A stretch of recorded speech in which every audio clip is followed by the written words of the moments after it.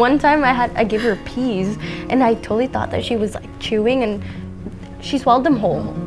And they were in her poop. I had what's called D-MER, D-MER. So it was this weird hormonal change where if you breastfeed, you have this change of emotion and you just feel sad.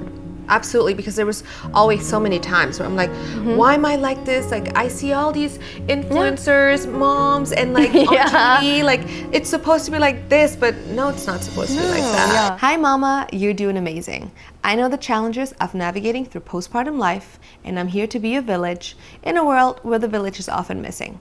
My name is Elo, and I'm your host of the New Mom in Town, the Postpartum Podcast. Today's guest is Stacy, an athlete and a new mom in town to a 9-month-old baby girl. And we're about to get into some controversial topics. Let's get into it. So I know that you are a new mom of an 8.5-month-old baby girl. Yes, almost 9 months. This Saturday. Congratulations to you. Thank you, thank you. Are you gonna do the infamous in and out shoot?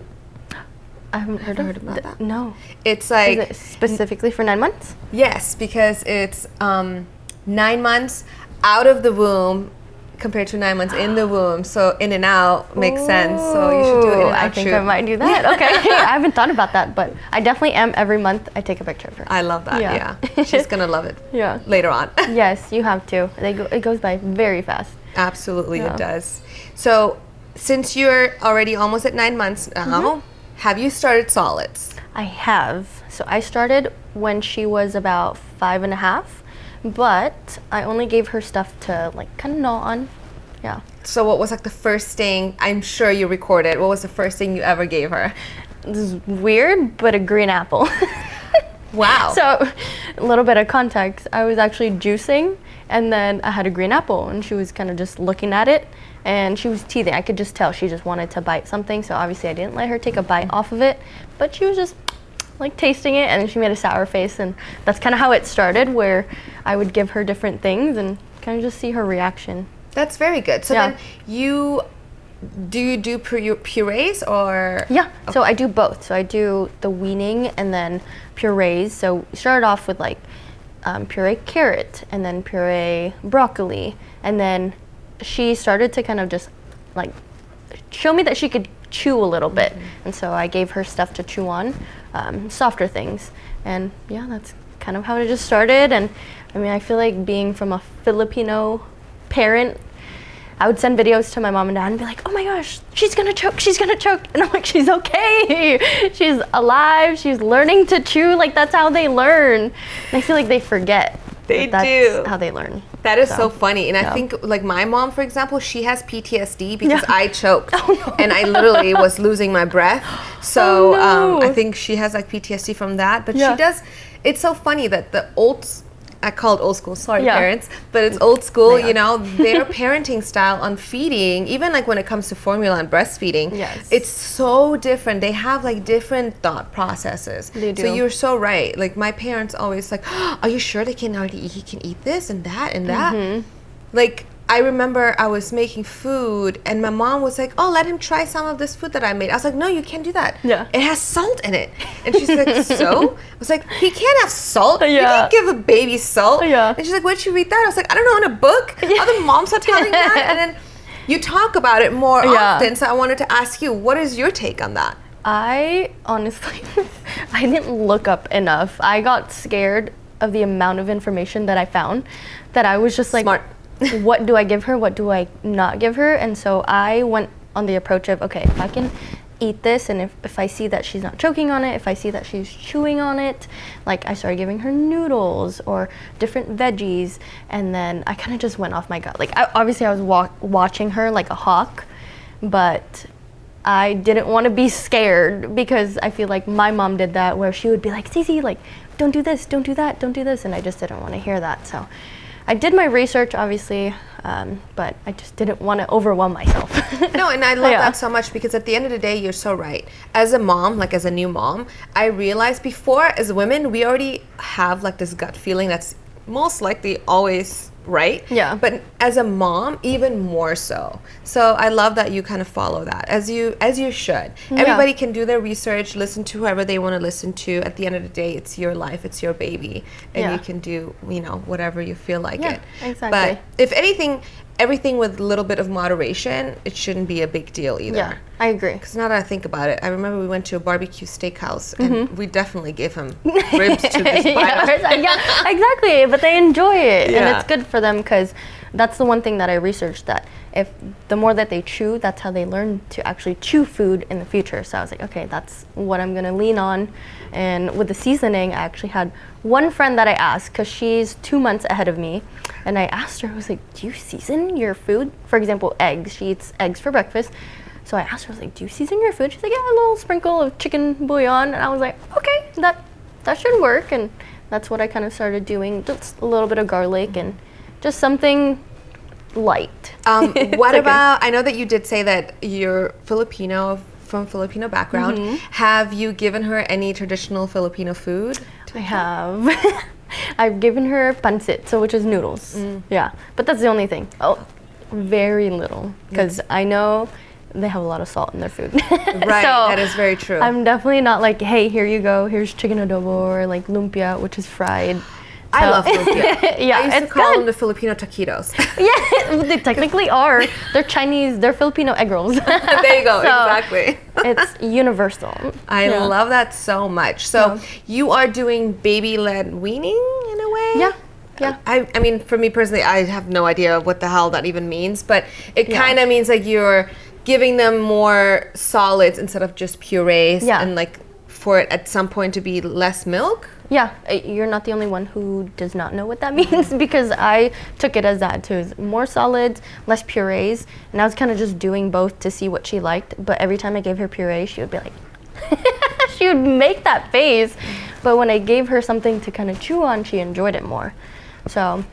Okay, so that is then baby-led weaning. That means that's what it means. That's really awesome. I love watching my baby eat. It's so fun. Me too. My husband hates it. He gets so like grossed out by it, especially when we're all eating. Yeah. Like for me, like, that's what I was going to say. I learned, or I was reading about it, that when they eat, it's good for you to kind of have something to eat as well. Yes. So they watch you chew and they start like just doing that. Yes. Isn't it crazy how just out of nowhere one day they're chewing? Yes, I agree, because I feel like that's how she learned. I would sit down, especially breakfast with her, but then my husband and I would do dinner with her every time, and then I think she just caught on that she just started chewing. She physically would be like, that's adorable. I'm like, oh, she knows how to chew. So you just don't go after any special recipes? No, I like to think that I eat healthy. So in the morning, I'll like feed her pancakes or eggs. Usually it's been eggs. Like it's been eggs every day, and then yogurt. So she just eats that. I do the same thing. Yeah. I do the same thing. He stopped kind of like wanting the eggs, so now I put the eggs in the pancakes just to kind of like change it up. And he loves yogurt, so thank God, and raspberries right now. Ooh, so that's what we're doing almost every day. That's nice. She loves fruit too. She loves melon and blueberries. So I mash it, and then she just eats it. Blueberries is a thing for sure. Yeah. TMI, but it's just so funny seeing the blueberry pieces in the poop. Yeah. Oh my gosh. Thought I was the only one. My husband would be like, look at this. I'm like, what is it? She's like, there's literally blueberry pieces. One time I gave her peas, and I totally thought that she was like chewing, and she swallowed them whole. And they were in her poop. It's so funny. I'm always like, okay, that's what I fed you yesterday. Yeah, like, exactly. That makes sense. I remember now. And I'm like, that's hilarious. I probably should not feed her peas anymore. I'm like, oh, whoops. I wanted to touch base on mom community, and I know that you mentioned that you didn't have a mom community in the beginning, which I didn't either, which is why I wanted to start this podcast. Yes.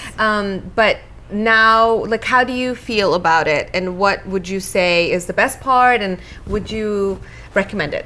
I think, yes, I would definitely recommend it, and I love what you stand for with this podcast, like I mentioned, but I think the biggest part and biggest difference is just having someone to talk to. Because I feel like in the beginning, I had someone, which my husband's cousin's wife, and then I had, like I said, my friend who had her son 2 months before me in November. I was in January, but it was just her, and I text them questions. You know, it wasn't like I was seeing them. So I would just text them questions like, hey, is this normal? Hey, like when I was breastfeeding, I'd be like, you guys, I feel sad when I'm breastfeeding.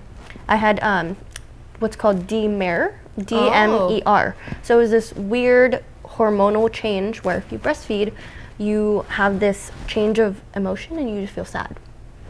Wow, this is the first time I'm hearing about this. Yes. If you look it up, you're gonna be like, whoa, that exists. And I thought the same thing because I was like, this is really weird. I feel so sad and I want to cry, and I cried every time until I got the hang of it, and I was like, okay, this is just momentarily. And then after I was like, okay, I'm fine. So I would feel sad every time I breastfed until I got used to it, which was like 2 months. Wow. Of just like, I would cry. That's rough. And Yeah. let's say that's 8 weeks. 8 weeks, that's a newborn who is on the breast 24/7. Yeah. That's crazy. I'm sorry you have to go through that. It's okay, but I learned. And you're amazing for doing it. Thank you. That's Yeah. awesome. I think that was what made me strong. And then that's what made me realize, oh my gosh, I love being around other moms because, oh my gosh, like she went through that. She went through that. Like I know how that felt, and that was freaking hard. And so, like I said, mom community, definite help. Even just texting that one friend was like my mom community, and asking her questions. I helped agree. a ton. Absolutely, because there was always so many times where I'm like, why am I like this? Like, I see all these influencers, moms, and like on TV, like it's supposed to be like this, but no, it's not supposed to be like that. Yeah. It's not all just perfect rainbows and sunshines, you know. And to add on to it, it's, you think that it's going to be perfect, but then no one sets the expectation of those so-called, you know, negative things that happen postpartum. No one. Everybody just says postpartum depression, postpartum anxiety. That's all you know. And you don't know what that depression looks like because it could be different for everybody else. And it's like, those are the things that I feel we need to be talking about, and it's totally normal. It's fine. And somebody can get the postpartum depression at 8 months postpartum. You don't have to get it, you know, before. It's all just because our hormones are up and down, and I think it takes like what I hear, it's like 2 years until you're totally normal. 2 years. I heard that and I was like, that's a long time. So I'm gonna make the best out of this. I'm like, I love that way you think. So speaking of postpartum and hormones and going through so much as a new mom, as a woman, and as a new mother. Tell me, how was it with you and your husband? How did you navigate through, you know, maintaining a relationship, the respect, the unity, because that was really, really rough.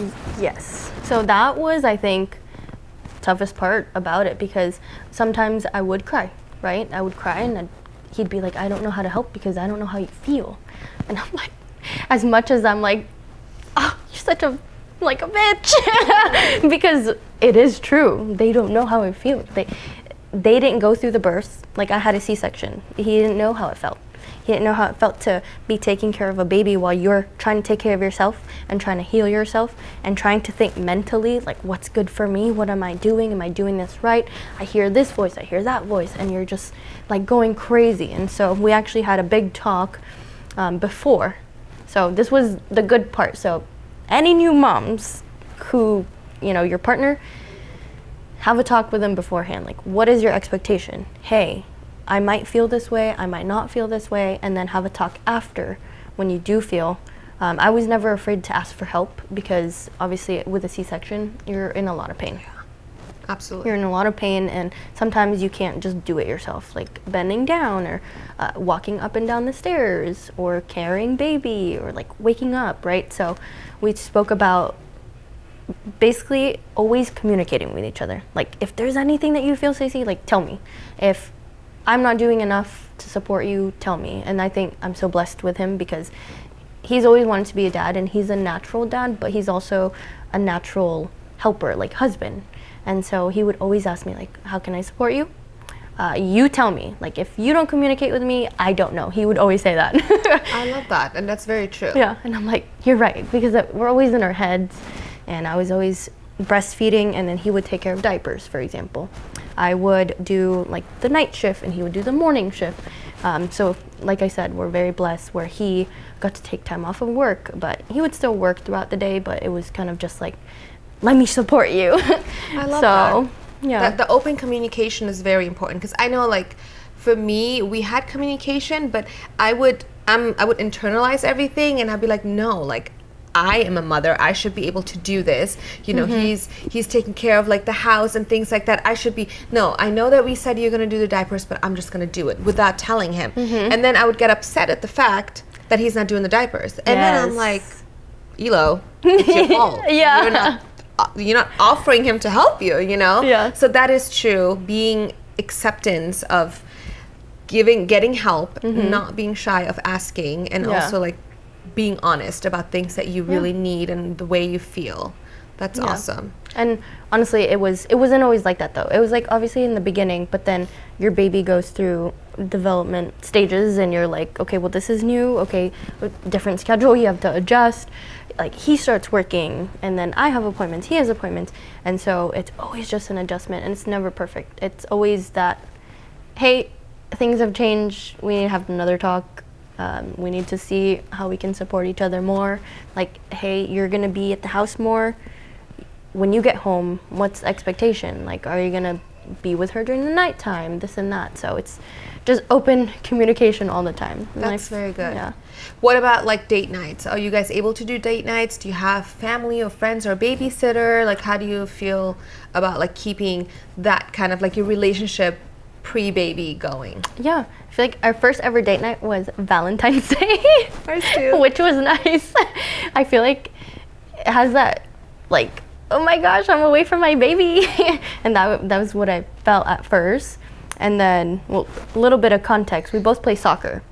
So Sunday nights is kind of like our date nights where we both play soccer. We both kind of enjoy it, you know, we both enjoy it. But I do have my mom, luckily, my mom and dad close by, same town, and so they take care of her if ever. Like on Thursday was his birthday, Friday we did have a date night, we celebrated with two of our friends, and so we're lucky we have family close by. And sometimes we do forget though. Like last week we literally just said, we haven't had a date in a while. We're like, when was the last time? We're like, I honestly don't know. And then we had dinner, so it was helpful. That's very good. Yeah, I feel like having the little date nights is so important. I have a friend who's now, she has 2 kids, and I feel like they make it, and they own a business, and for them they do like lunches, at least one lunch a week where they're like without kids. And one day we'll get there, I feel like, but it's not right now. It's not the one day. But just having the thought of just wanting to do date night is important. Or even nighttime routines. I think putting the baby down at a earlier time, for me, I would much rather do that and have him wake up at 6 in the morning, because I get my evenings to myself, whether it's I want to spend time by myself or we can spend time together, watch a show and have dinner together. Like when was the last time we did that, you know? And it makes a big difference, just like you said. Last night we just did that. And it hasn't happened in a while where it was, hey, she's asleep. What do we do now? We're like, do we get to have dinner together? And he was literally texting me from another room. He's like, yeah, let's have dinner together. We got so excited. We're like, yeah, let's do it. And so it's those little things, but then I feel like it does rekindle it. And I think it's all about perspective. Like if you're thankful for dinner with your partner, then you're gonna be thankful for the life that you have overall. Like the small blessings you're thankful for, the big blessings you're really going to be thankful for. Absolutely. That is very true, and I love that so much. So I know that you are so into fitness. You say you play soccer, you play tennis. Oh, what was it that you do? Pickleball. You do pickleball. What else do you do? Because I mean, you look like an athlete, but you are an athlete, obviously. So how did you feel getting back into that groove after having a baby? That was tough, but it wasn't as tough because I feel like it was my outlet. It was my only time to myself, and it has something to do with mom guilt too, where I do play soccer before. So I played college soccer and then I played competitive soccer. Before I actually had her, my husband moved to Miami, and so we were doing long distance for a while, and I was playing with a semi-pro team. Wow, look at you, Stacy. I stopped playing with that team because I was traveling so much back and forth. And it was kind of like, okay, our relationship kind of matters more and our careers. And I was kind of just doing it to do it as a hobby. And I was looking at the girls and I was like, they really want to take this seriously. I'm like, I just want to play. I just want to exercise and have fun with soccer. So it was kind of something that I couldn't stop doing. I was obviously worried postpartum getting back into it, but I started playing a rec league and just kind of slowly getting back into it. When I got cleared, I remember that week, I was like, I'm gonna go for a jog. And it felt so good. But that feeling of, okay, I get to exercise, I get to move my body, I get to do something good for me while all day, every day I'm with my baby. I feel like that's so important as a mom. So that's why I'm an advocate for moms moving their bodies too. So I do. That is true. Yeah, I play soccer. Pickleball is just a hobby. I'm not that good at it. But I used to play tennis, so it's similar. And then I do love being at the beach, playing soccer. I mean, playing surfing. Sorry, not playing, but surfing. But wow, surfing. So you surf too. Look at you. I love that. It's a fun sport. Yeah. That's awesome. And so obviously you and your husband, you both play soccer, so you're probably gonna put little baby girl into soccer. Teaching her how to kick already. That's cute. He's like 2 little soccer balls and I'll boom, boom in the playpen. That's awesome. I love that. We're doing it with basketball. We're hoping that he's gonna get into basketball. Did you guys both play basketball? Definitely not me. Oh, okay. Yeah. My partner did. Yeah. Nice. So that's what we're hoping. Yeah. So do you feel mom guilt still? I do. I feel like it's funny. I actually feel it when I go to the gym or play soccer. When I'm gone too long, I kind of have this worry in my head. Am I leaving her for too long? Am I being selfish, wanting to do this and having fun? And going out to dinner, for example, like celebrating a dinner or celebrating a friend. I'm like, no, like I should have brought her maybe. You know, it happens. But then I think to myself, I'm like, okay, if I do this when I get back home, like put your best foot forward.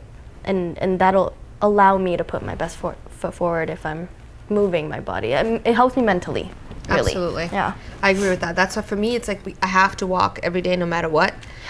100% for my mental state.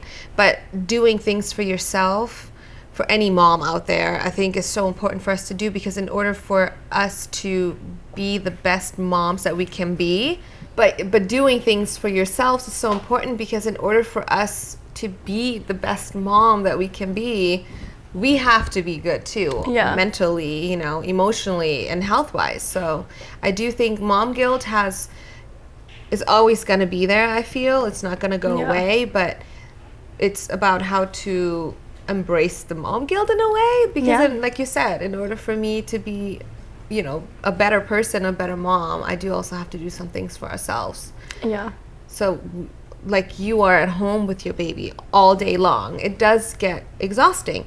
Yeah, it does. So 100% mom guilt is there. And I agree. I don't think it's ever going to go away. And I think I thought about that, where I go do something like simple as going to the gym for an hour and I'll look at the time and I'll be like, no, I've been gone for too long. The mom guilt's kicking in, like I've been gone for too long, but I have one more set, like I need to finish, but then I'm like, no, I need to get back to my baby. But then I'm like, is she doing fine? Is she doing fine? So. And they're usually so fine, it's just we're in our heads, Mm-hmm. That's the problem. Yep. But mom guilt, I know doesn't go away, because it'll be times where my mom is like, oh, should we all go to dinner because I'm craving this? And I'm like, why don't you just go with dad? She's like, no, I want all my kids to be with me too. Yeah. Mom guilt, So I feel like it's never going to stop. And that's fine. Yeah. Because you learn to, I guess at some point to learn when to let them in and when you need to have your alone time. Yeah, exactly. Go ahead. No, I was gonna say that made me think of, I'm glad I have a girl, because not that I'm not glad that I have a boy. I was actually 99% sure that I was gonna have a boy. Oh, really? Yeah. Really? Like, all my friends thought I was gonna have a boy. All my gifts at my gender reveal were boy stuff. All boy stuff. So she was dressed in like gender neutral, like boy clothes for a while, because they all thought she was gonna be a boy. But when I had a girl, I kind of had this like revelation of, oh, I get to take her like in a lot of stuff that I'm doing. So that's kind of That the is exciting part, yeah. That is very exciting. I love that so much. Yeah. So, Mom, I want to go back into the mom community. Thank you for being here, first of all. And I'm so glad that I got to meet you through our little mom community in Santa Cruz Valley. And I'm so excited to see more of everything that we're going to be doing together and with all the other moms. I have two questions. Yes. What would you tell your 2-week postpartum self? It's gonna be okay. Not that you're gonna get your sleep back, because no. Thank you. Be real. Yeah, that's not real. They always say it's gonna get better. Like, of course it does. You're watching your baby grow, but you're not gonna get your sleep back, I don't think, until maybe they're 1, 2, I think. I think it's 5. Yeah, honestly, yeah. But I would tell my 2-week postpartum self that you're gonna be okay. I feel like the breastfeeding part and the pressures from family, I think that's the most important thing, that don't let anyone pressure you. There you go. I love that. Yeah. Don't let anyone pressure you. And that kind of is a really good tip, but something that you would tell a new mom to be, or a new mom in town, what would you tell her? I think now that I know that your mom community makes a big difference, find a Facebook group. Find a Facebook group, or find just anyone, like a friend of a friend who has a mom group. Go out with them, because going out with other moms makes you feel normal. You're not feeling so crazy. I feel like going out with you guys, for example, makes me feel normal. Like, makes me feel good. Like, makes me feel like myself. I'm like, okay, I feel seen, I feel heard, I feel not like a cuckoo mom, for myself, and not overreacting over these little things that other non-moms might not understand. That is very true, and I love that. That was beautiful, because I agree with you 100,000%. Yeah. I love my mom community, and I love all the moms listening. Yes. That is awesome. Like, you're going crazy over this? Me too. Yeah. We're all crazy in this. We're all crazy together, and that's totally normal. Yeah. Crazy is the new normal, I guess, in this mom life. Yep. Yeah. Well, Stacy, I really appreciate you being here and sharing your time with us and giving us all this really good advice. Oh, I appreciate you having me. Of course. Yeah. Thank you so much for joining me today and being part of this conversation. If you found this episode helpful or inspiring, please give it a thumbs up and leave a comment down below. Your support truly helps other mamas find us. And of course, if you haven't already, hit that subscribe button and become part of our village so you never miss a new episode. We're all in this together. Until next time, mamas, take care and bye for now.